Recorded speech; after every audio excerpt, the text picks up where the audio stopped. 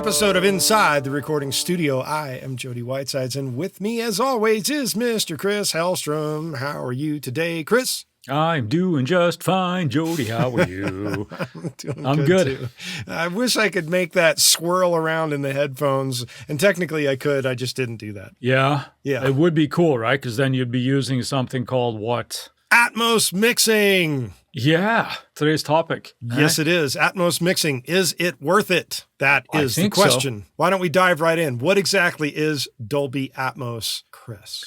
I would describe it as a very immersive audio experience. If we remember surround sound, which was sort of a static thing. Right? If we remember it, people still use it. But not everybody that's possibly listening to this podcast are of a certain age, shall we say.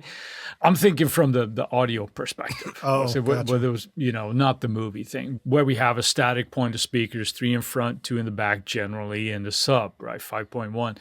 How far back are you going to go? Because you could go further back and just call it quad stereo. Yeah, we could go that, but I think that would be, then we'd go back and recreate audio from wax cylinders and stuff at some point. So, no, but what we're doing is that we're adding height to it as well. Yes. So we get essentially an immersive 360 field, which, is really exciting. I think it sounds really, really cool. We're familiar with this with movies. Yes. Right? Or people that have these Atmos systems, or like I hinted before, maybe just surround systems at home in their home theaters and things. We'll be very familiar with that.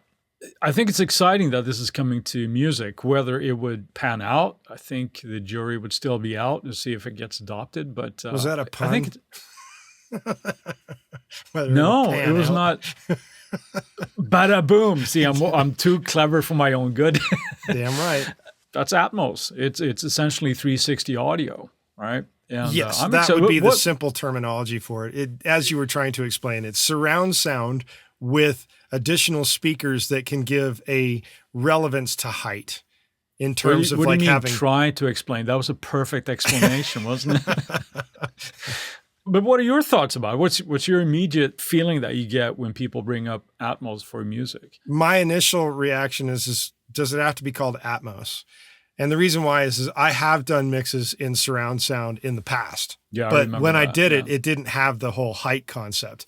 Right. And if I dig real far back into my memory banks while attending music school at Musicians Institute, there was an instructor there by the name of Dale Titus. And I recall having a conversation with Dale at one point where he was talking about having been able to sit in a mixing session where the guys were working on the height thing. And this was back in, I don't want to say it, but 1992-ish era. Okay. They were already working on the height thing in stereo mixes decades ago.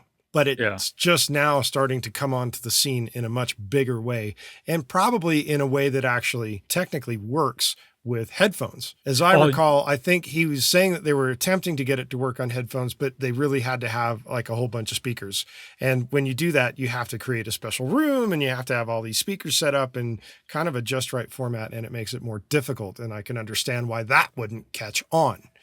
Because who the fuck wants to sit around and listen to music anymore, especially with the lights out and the candle burning and being taken on a journey by an entire album by one band. Hintity hint. Yes. Yeah. So you mentioned formats there. What kind of formats are we talking about here? We're used to hearing like 5.1 and surround. So what are the common formats here with Atmos? With the Atmos concept, it is now 7.1.2 and 7.1.4. Or you could even go 7.2.2 and 7.2.4. You know what you reminded me of there? No. Like an old Monty Python thing. And they haven't only taken from us, but from our fathers, and from our fathers' fathers, and from our fathers' fathers' fathers' fathers. Yeah. Keep going. Yeah, I could. We should probably explain that if it's not clear. But just I can do with that, go ahead. 7.1.2, how this works is you have a left front channel, you have a center front channel, and a right front channel. Then you have a left center and a right center, which is left and right of you. And then you have a left rear and a right rear. And that's your 7 speakers right there. The 0.1 is a subwoofer. If it is a 0.2 after the 7, it's a subwoofer and an extra special speaker for additional bass effects. And then you have the 0.2 on the end, which means that you have a left roof or left ceiling speaker, and then a right ceiling speaker. That gets you the final 0.2 on the number. And if it's a 0.4, you have a left ceiling speaker, a right ceiling speaker, then you have a left rear ceiling speaker and a right rear ceiling speaker. And you can get really crazy with 7.1.6, where you have left and right front speakers on the ceiling, you have left and right center speakers on your ceiling, and then you have left and right rear speakers on your ceiling. And that gets you the final point on the number. Yeah. It can get really crazy with how many speakers that you can get set up. But is anybody going to do this in their room?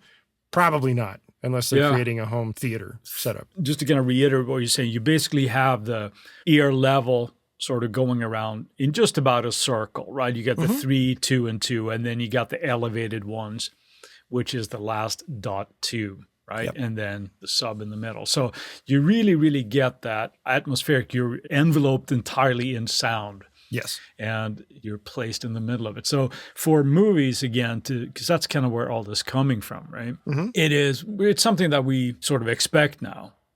I still wonder if most moviegoers actually listen that actively. But for those that do, we know that we're really immersed in the audio field with atmosphere, and whether it's bullets whizzing past our heads or helicopters flying or anything, it's really Speaking immersive. Of bullets whizzing past heads, I recall sitting in the theater watching Saving Private Ryan and literally ducking my head in the theater because that's how amazing the bullet sounds were in that movie.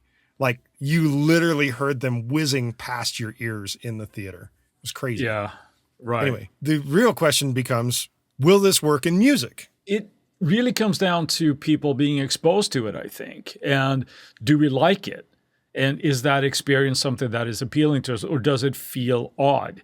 I can certainly see this being different for certain genres of music. Where you can get like really, really creative with it, where there's, let's say, more traditional forms of music where we're so used to a certain soundscape that it might feel out of place. Yes. But I think it's really exciting, you know? Well, one of the things that I initially think of when thinking about all of this is, do I have to wear some kind of contraption on my head that has like 8 speakers or 10, 14 speakers on my head to make all that happen? Because that would be really weird looking. It might be cool sounding, but it'd be weird looking. But I think this is where Atmos has a leg up from past technologies in that it works binaurally with just your regular headphones. No special gear needed. And even with AirPods, a lot of people listen to these days, you would get the same experience, which is really cool and kind of crazy how that happens. But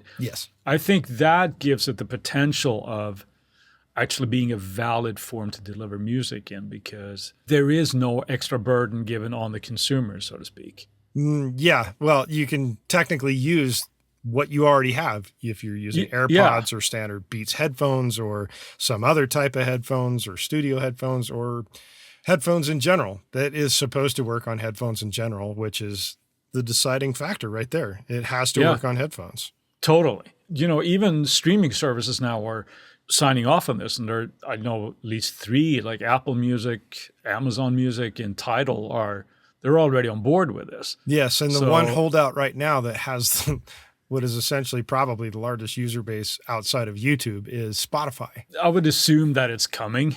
Maybe that will be another deciding factor. It's like, well, people don't care because they might not have Tidal or whatever, any other one of these streaming services. We'll see. I think it's going to be cool. I think it's going to be really, really cool. Yes, I agree. I think it's going to be cool as well. And with that, we'll take a break for a word from our sponsors.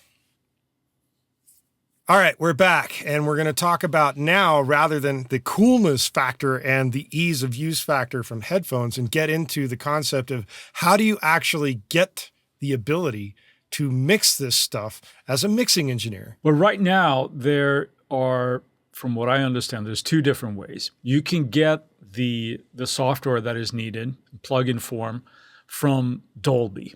Right. Now that there will be a cost attached to that. I don't know what that cost is on top of my head, but well, last we mentioned it on the podcast, they had a 90-day trial, I think it was, before you had to start paying for the plugins. Yeah, I believe they still do. So it's there. So you can try it out just in your DAW of choice. Now, as you mentioned last week in your Friday Find, was that this is now also natively implemented in Logic Pro 10.7. Yes. So you don't need any additional software. So it's going to be basically, you don't need another DAW. You're going to add just functionality to that. And if I'm guessing, it may even be added into other DAWs natively as well. I'm not sure, possibly Nuendo, Cubase. I'm just speculating here, but it's a plugin that you add to your DAW. Yeah. If you don't have it built into your DAW, you just get it from Dolby and away you go. I think it's exciting. Again, I keep coming back to that, but I think it has the potential of doing some really, really interesting and experimental things. And I think when we use experimental technology, it can also go pear-shaped, but we'll talk about that a little bit more down the line here. What you get is you have different types of tracks. The way it's described to me is that you have a bed track. Mm-hmm.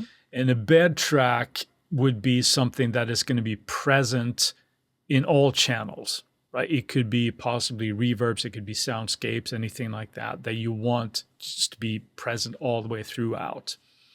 And then we have something that's called object-based tracks, where it could be, in the music sense, it could be a guitar, a voice, anything that you want it to be. Then you have the ability to move those tracks around in that virtual 3D space.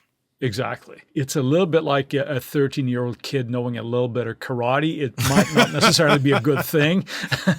The possibilities really are endless with that, isn't it? Because after 360, where else is there? Well, you go to the universe, but the universe is 3D, so how much further can you go past that?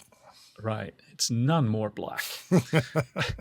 So those are the tools that we have, and I can see it being an added functionality that you can provide clients and stuff as well.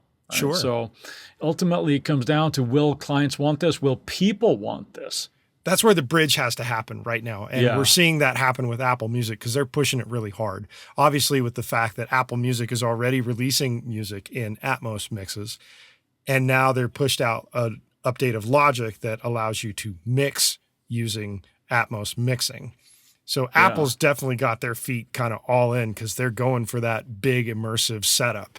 And it'll be interesting to hear how that translates to, say, the HomePod Mini, which is their current line of speaker that they put out. Because will that work in a room? I imagine that they have software updates coming that will allow that to work really well. Who knows? Well, possibly, but I think since that is all based around how human hearing works with binaural listening environments that we do, we're tricking the brain to thinking that it's hearing things coming from different angles. And therefore, we're at this point dependent on having headphones. It's like a very directional in. So I don't know how that can go into sort of real space unless you actually have a 7.14 setup or 7.12 or physical speaker setup. I'm not sure. It'll be interesting to see if they can make that happen, because that, I think, is where it'll really take off. Not just the headphone thing, but also having it work on their speakers. And of course, if Apple makes it happen on their speakers, Amazon is going to make it happen on theirs as well. And I'm sure Google will follow suit and put it in as well. It's a little hard for me, at least, to imagine that coming out of one speaker today, but well, no, that's why I'm saying it has to be multiple speakers. I don't think it can be just a single speaker. Yeah, and people do buy HomePod minis to go in stereo because they are meant to be able to do that. The software already allows for that, just to be a stereo pair. So, but the biggest thing, as it kind of seems like it's coming out of your brain and out of your mouth, is that there is growing pains to be had in dealing with this. And then the question then begs to be asked is, just because you have the ability to mix in Atmos doesn't mean you should. Yeah. When I think of that, there's certain creative things that can come with that as well. And I think whenever there has been any sort of technological breakthrough, it takes a while for that technology to kind of find its foothold and see this is how it works the best. I remember again, when surround started happening. Mm-hmm. It's like, okay, yeah, you can put your drum kit right behind you, and then the guitar is going to be over to the left, and the vocals are going to be over in the right surround speakers. Like, yeah, but that just makes it sound horrible, Right. So while the technology allows you to do that, it doesn't mean that it's necessarily a good thing. I think that when we're doing this kind of stuff, being selective with it is probably the key to making it sound good, and not just like you're showing off the technology, you know what I mean? So having certain elements kind of travel in the mix if you're choosing for that. Fuck that shit. Just make everything move like you're a giant swirling gyroscope. Exactly. Yeah. but you and I have talked and listened to some examples here, and yes. What is your, now I know what you're going to say, but I'm going to post a question. I have a pretty strong sense of what I think you're going to say. What is your thought on new music coming out using this technology as opposed to sort of reimagining already recorded stuff and turning it into Atmos mixing? In the examples that I've heard, the Dolby Atmos version is a little disorienting on songs that I know already pretty well. Yeah. And I think the primary reason for that is the technology at the time those songs were recorded wasn't there for this type of mix. Yeah. And it's not that you can't take the original multi-tracks and make that happen. It's just that it now doesn't hide anything. For better or worse, right? For better or worse, it does not hide anything, which to my mind, as technology advances like this, you need the ability to hide certain things, so to speak. And they didn't have that technology as prevalent back in, say, the 60s, the 70s, or even earlier, even all the way up to the 90s and the aughts. It's just really just started happening in the last decade, where technology got to the point where it's very easy to hide all these imperfection type things that in a stereo mix, or even a mono mix for that matter, for a lot of this original stuff that's older than the 70s, it's very disorienting to hear all of that stuff in a way that it's like, oh man, I didn't realize that there was all this noise, or there was all of this kind of space to it. And you're doubling the space because you've got the original space of the track, and then you're adding it into an alternate space, and it sounds weird to me. However, music that was recorded specifically for this format sounds fucking badass. It really sounds badass. The thing that leaps out at me with older tracks sort of repurposed, if you will, is that there is a much more clear distinction between tracks. There becomes more of a separation, again, for better or worse. One of the first tracks I heard was, I think it was Bohemian Rhapsody by Queen, which is one, had we had all the multi-tracks to that, it would have been amazing, right? Right. But then, considering that they stacked vocal track upon vocal track upon vocal track for that thing, there's no separation on all those. Right. So, but when you listen back to it, I found myself hearing parts that I hadn't heard before. Sure. Like, that's amazing. I hadn't heard that. That's one positive, right? When things can leap out at you. But I also noticed that there was a Prince track that I heard. When Doves Cry. Yeah. And as amazing and as cool as that track is, and not to even mention Prince, right? Sure. But it does reveal something about the limitations of recording at one point, because you start noticing frequencies not being there, right? When you listen to a more modern track, perhaps. And that's nothing to do with the artist or anything. It just has to do with the technology. That was my point. So you can hear all these like really low subs, and you hear the entire frequency spectrum. And now when we have access to the multi-tracks and more modern stuff, as opposed to older things that might have been limited to 24 tracks, and you start stacking harmonies and things, and they're just now a stereo pair, perhaps, right? You can't spread that in the way that you might want to do today. So there are limitations to that. I think newer tracks sound freaking amazing. I agree. So some of the new examples of stuff that was specifically mixed for the format now, wow. Just wow. It's awesome. It's really, it's very cool. And I think it will all come down to, like, well, we're a bit of audiophiles, you and I. Like, we enjoy listening to that kind of shit, right? But does anybody really care? Or do enough people care, I should say, that this becomes a valid format? Well, here's the thing that I find that will be a little bit of a stumbling block. What's that? Taking a Atmos mix, shoving it into headphones is all well and good. But I've heard a version of an Atmos mix that was shoved into stereo, and it caused phasing issues that sounded funky. Now, most people wouldn't necessarily notice that, in my mind.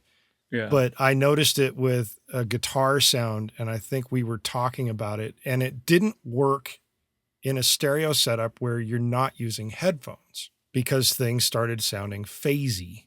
And that's part of that magic that happens when you have headphones on in comparison to being in a car. Because I would imagine that in a car, you'd have to set up a multi-channel speaker setup with this whatever stereo system you have to make that actually work in a different sense. So I believe that part of the issue is going to be, if a streaming service is serving you the audio, are you going to have to pick the Atmos headphone mix, or an Atmos car stereo mix, or an Atmos living room mix? Or are they just going to try and continue to shoehorn the Atmos mix into a stereo mix? And that's where I could see a problem arising, where people are like, it sounds kind of funny. It doesn't sound the same in my headphones as it does in the stereo speakers. I would think that there would possibly be two versions. There would be just the Atmos version and just the stereo version. Right. Right. But now you're adding choices and selections that become complicated in a sense. Well, it can, but I'm just speculating now. I'm not sure how sort of people are doing Atmos mixing and then sort of folding it down into a stereo field, and how I'm assuming that technology is very well defined. Well, it's supposed to be built into the Atmos mix system. I'm sure the Atmos mix is supposed to already fold down into a stereo mix. My experience with it is it isn't quite there yet in my experience, but that doesn't mean it isn't there. It just means that maybe I haven't heard what you've heard. Yes, yeah. Time will tell. I think the technology is there, and we'll see if it becomes a multi-option thing and introducing an option to the customer, or if that would be just, an automatic choice that's done for you. But that would be the ultimate in the situation, is if the streaming software that you're using, or whatever it is that you're using to do the playback, automatically knows what your listening situation is. Then it can actually play the appropriate mix for you. To me, that would be freaking brilliant. Then you wouldn't have to think about it. Or simply a preference on your listening device, right? Yes. Do you prefer the Atmos if available or not? Right. Right. Yeah, one of those growing pains, I think possibly that it would be that. Now, the other question I'd have to ask is, of course, we've heard this before, where there's revolution in audio and all this kind of stuff. Is it really a revolutionary thing, or is it just the next hype that never takes off? Well, I would call it a revolution in the fact that it works in headphones.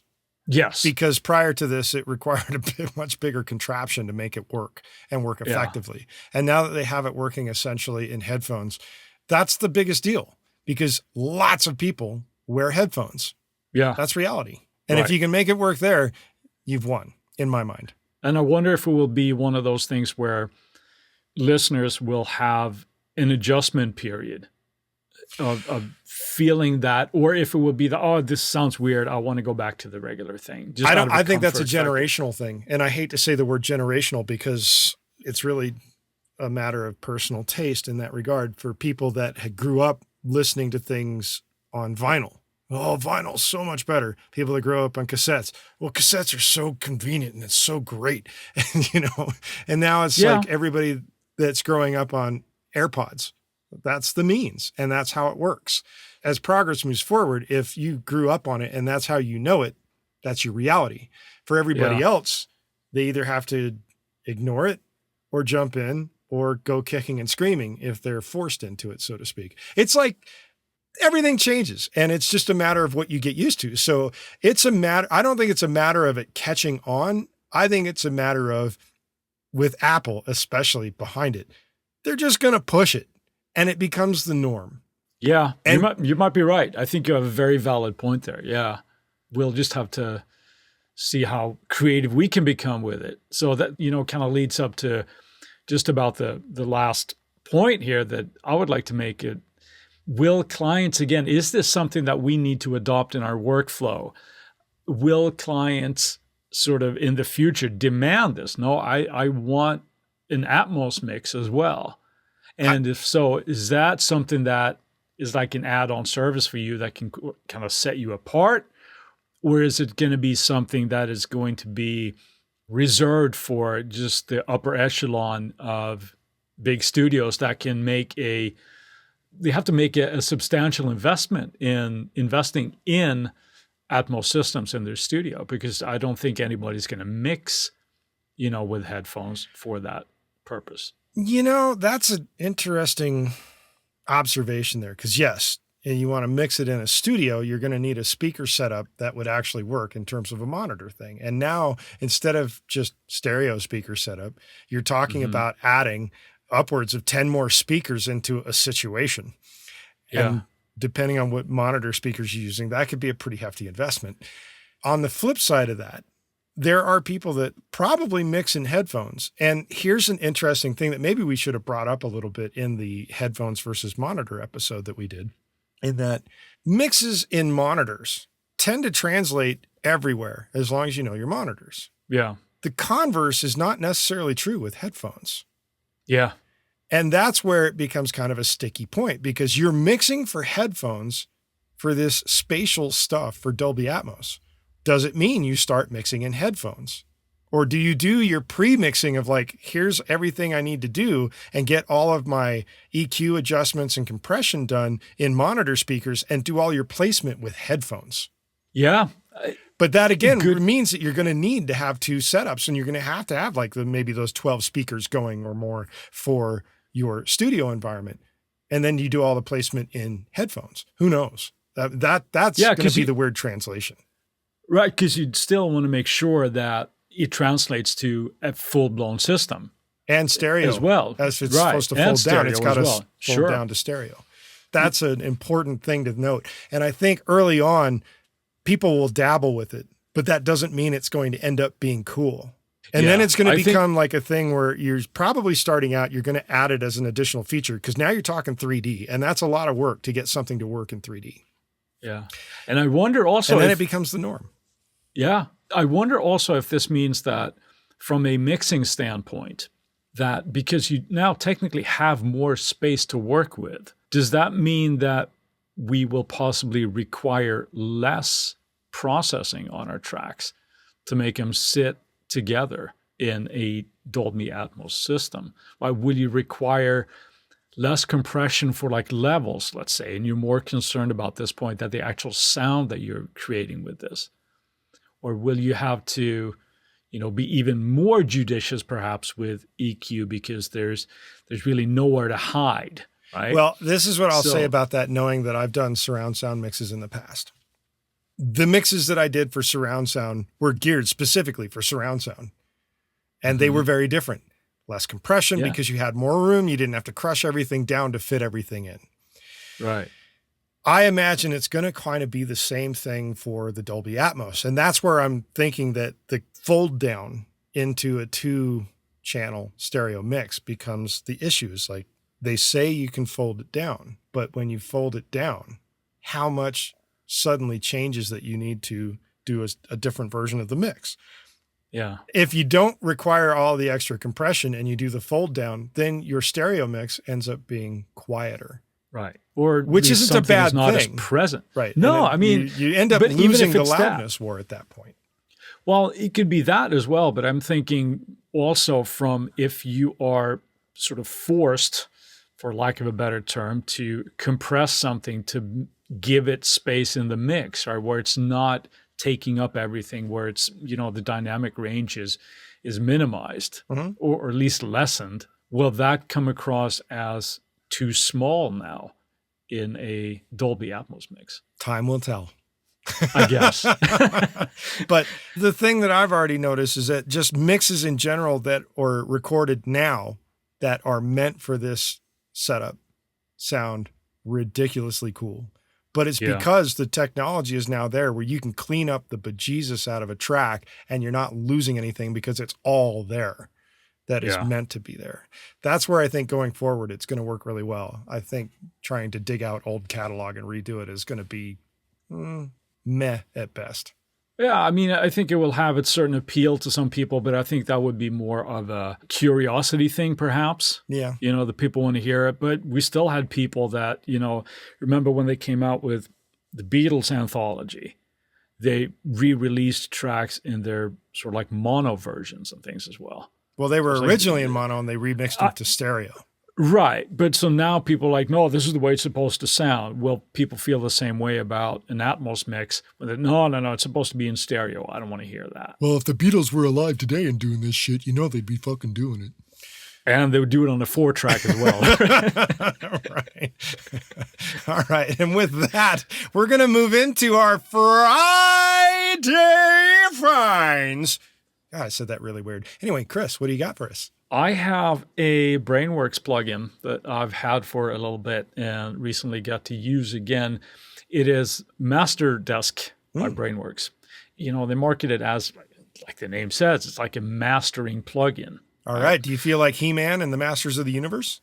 I feel like I'm the master of my mixes right now. Sweet. I like it. I don't do a whole lot of mastering, certainly not on my own stuff. But when you're sending something to a client and, you know, they want it loud and punchy, I've found that this one it sounds great. And it's not just a maximizer. It has some added bells and whistles there to take care of some resonance frequencies and things. And it's good. I like it a lot. So Master Desk by Brainworks there. How about that? All right. How about you, Jody? What do you got? I'm looking at a new synth plugin this week, and it was released by a new company called Cradle. Okay. And you'd think maybe it might be called the Baby Maker or something. I don't know. But instead, they've got this plugin. Instead, they have this plugin called The Prince. And initially, based on some other stuff we'd mentioned on today's episode, you'd think, oh man, they're going to recreate some old stuff from the 80s with Prince. And the answer is not exactly. Instead, it's a plugin that does recreate old style synth sounds, and they developed it with The Weeknd, the artist The Weeknd, and his producer. So if you want to get The Weeknd's type sound, this is the synth plugin that you need to get.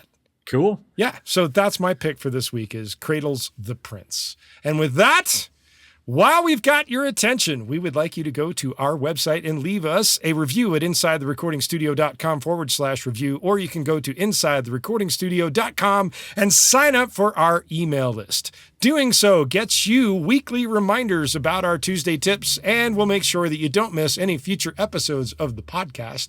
In addition to that, being signed up on the email list when we do giveaways automatically enters you in the giveaways, which is like really awesome. You can also send us an email at goldstar, GOLDSTAR, at insidetherecordingstudio.com with the word Atmos. Doing so will get you something cool back in your inbox. If you have a topic of suggestion for Chris and I to explain in a future episode, contact us on the contact page, hint, hint, and we'll put it into consideration for a future episode. With that, I'll say, see you next week. Have a good one, Jody. Thanks for listening, people.